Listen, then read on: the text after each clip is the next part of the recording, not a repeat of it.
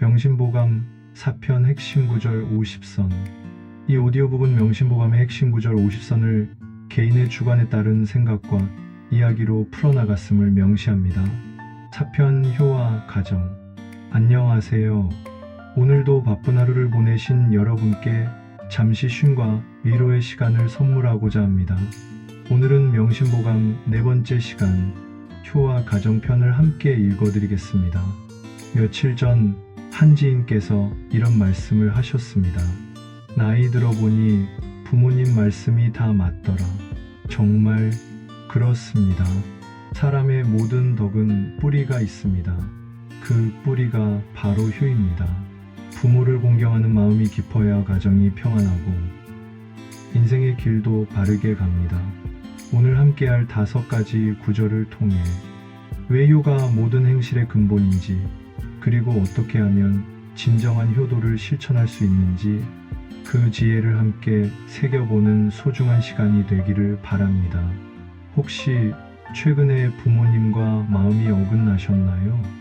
혹시 효도를 제대로 못하고 있다는 마음에 미안하셨나요? 괜찮습니다. 우리는 모두 사람입니다. 중요한 것은 마음을 돌이켜 더 나은 자식이 되려고 노력하는 것이지요. 9절 16 모든 덕의 뿌리 16번째 가르침입니다. 효는 만행의 근본이다. 효란 무엇일까요? 단순히 부모님께 용돈을 드리는 것일까요? 맛있는 음식을 사드리는 것일까요? 물론 그것도 효도입니다. 하지만 진정한 효는 그보다 더 깊은 곳에 있습니다. 모든 착한 행실, 모든 덕행은 효에서 시작됩니다. 부모에게 효도하지 못하면서 다른 사람에게 선행을 한다는 것은 뿌리 없는 나무와 같습니다. 생각해 보세요. 회사에서 아무리 좋은 상사라고 소문이 나도 집에서 부모님께 함부로 대하는 사람이라면 그 사람의 진정한 품격을 믿을 수 있을까요? 저도 그런 경험이 있습니다. 어떤 분이 밖에서는 정말 신사였는데 어머니와 통화할 때는 목소리가 차갑더군요. 그 순간 그분에 대한 신뢰가 많이 흔들렸습니다. 효는 모든 덕의 뿌리이자 씨앗입니다. 이 뿌리가 건강해야 인생의 모든 열매도 건강하게 맺을 수 있습니다. 9절 17 복이 머무는 집 17번째 가르침입니다.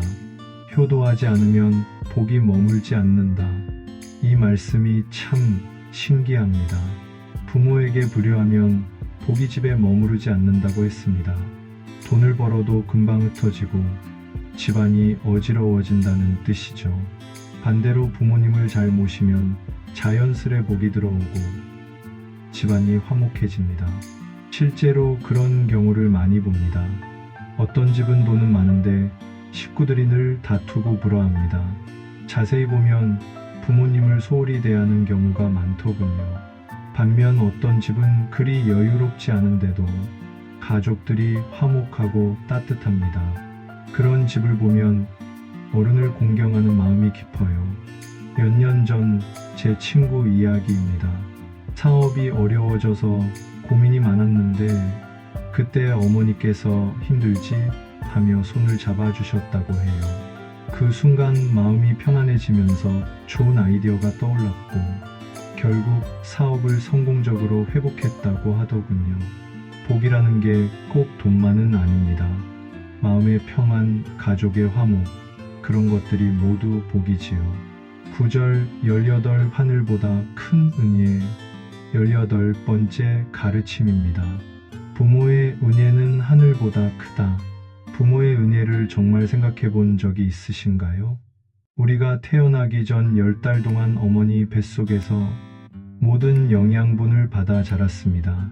태어난 후에도 밤잠을 설쳐가며 우리를 돌봐주셨죠. 아플 때는 밤새 간병하시고 학교 갈 때는 도시락을 싸주시고 늦게 들어오면 불 켜놓고 기다려주시고 그 모든 희생과 사랑을 어떻게 다 헤아릴 수 있겠습니까? 저는 아이를 키워보고 나서야 부모님의 마음을 알았습니다. 아이가 조금만 아파도 마음이 찢어질 것 같고 밤늦게 안 들어오면 온갖 걱정이 들고 그때야 깨달았습니다. 부모님이 저를 키우시면서 얼마나 많은 밤을 지새우셨을까, 얼마나 많은 걱정을 하셨을까 하는 것을 말입니다. 부모님의 은혜를 다 갚기는 어렵습니다. 하지만 그 은혜를 기억하고 존중하는 마음, 그것이 곧 효도의 시작입니다. 가끔 부모님께서 잔소리를 하실 때가 있습니다. 그때 짜증을 내는 대신 이분들이 나를 얼마나 사랑하시는데 하고 생각해 보세요. 마음이 많이 달라질 것입니다.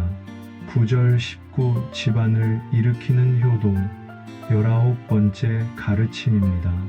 자식이 효도하면 집안이 흥한다. 효도의 힘이 참 신기합니다. 한 사람이 효도하면 그 집안 전체가 화목하고 번성합니다. 부모가 웃으면 자식도 편안하고 가정이 안정되면 온 식구가 평안해지죠. 제가 아는 한 가정 이야기입니다. 큰아들이 결혼한 후에도 부모님을 극진히 모셨어요. 매주 안부를 묻고 명절에는 정성스럽게 차례를 지내고 그러자 다른 형제들도 자연스럽게 따라하게 되더군요. 처음에는 큰형만 고생한다고 투덜거리던 동생들도 나중에는 앞다퉈 부모님께 효도하게 됐어요. 그 집을 보면 정말 화목합니다. 어려운 일이 있으면 온 가족이 힘을 모으고 좋은 일이 있으면 함께 기뻐하고 효도는 개인의 일이 아닙니다. 가문과 세대를 이어가는 복의 시작이에요. 부모님이 행복하면 그 기운이 온 집안에 퍼집니다. 자녀들도 그 모습을 보며 배우게 되고 그렇게 좋은 전통이 대를 이어가게 되는 거죠. 9절 20 모든 죄악의 뿌리 20번째 가르침입니다. 불효는 모든 죄악의 시작이다. 이 말씀이 참 무겁습니다. 부모를 무시하는 마음은 세상의 모든 나쁜 마음으로 이어집니다. 불효는 교만이 되고 교만은 죄악을 낳습니다. 생각해 보세요. 가장 가까운 부모님께 함부로 대하는 사람이 다른 사람들에게는 정말 정성스럽게 대할까요? 저도 젊었을 때 그런 적이 있었습니다. 바쁘다는 핑계로 부모님께 소홀했던 시절이 있었어요. 전화가 와도 짧게 끊고 집에 가서도 피곤하다며 방에만 들어가고 그런데 그 시기에 저도 모르게 다른 사람들에게도 배려심이 없어지더군요. 부모님께 인정머리 없이 대하다 보니 직장에서도 친구들과도 점점 마음이 메말라가는 것을 느꼈습니다.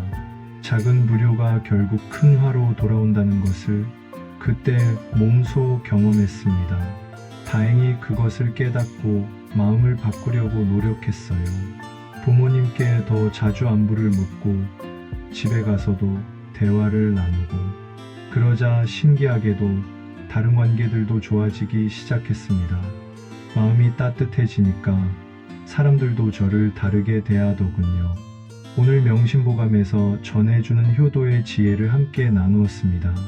효는 모든 덕의 근본이고 부모님의 은혜는 하늘보다 크며 효도하는 가정에는 반드시 복이 머문다고 했습니다.